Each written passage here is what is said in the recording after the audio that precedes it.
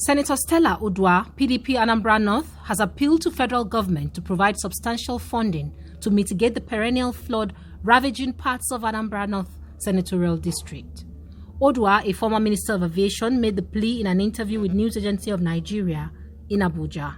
She said she had written to the Ecological Fund Office of the Ministry of Environment and the Office of the Secretary to the Government of the Federation, SGF, on the flood situation in the zone.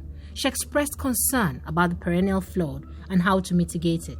My honest prayer is that government will come to our rescue, that government will at least give us substantial amount of money to be able to put in the dams, to be able to put on the fortifying walls, to be able to rescue our communities, our farms.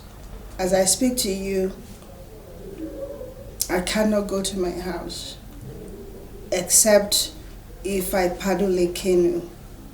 That is really, it's unfair. But it's nobody's fault, it's our lives. It's how the topography of the land is. But even the Bible says that man should conquer his environment. And I believe we can conquer our environment if we put in these infrastructures, the dams, the retaining walls, and all that the engineers are recommending we should put in place.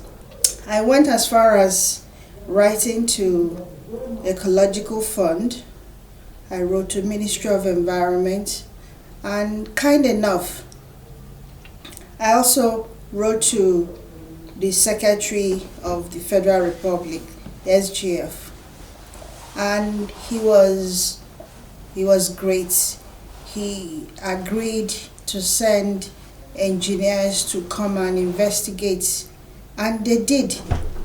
But prior to that, 2012, when we had the horrible, I believe one of the worst floods that we had, there was United Nations study on how to mitigate against the havoc of flood.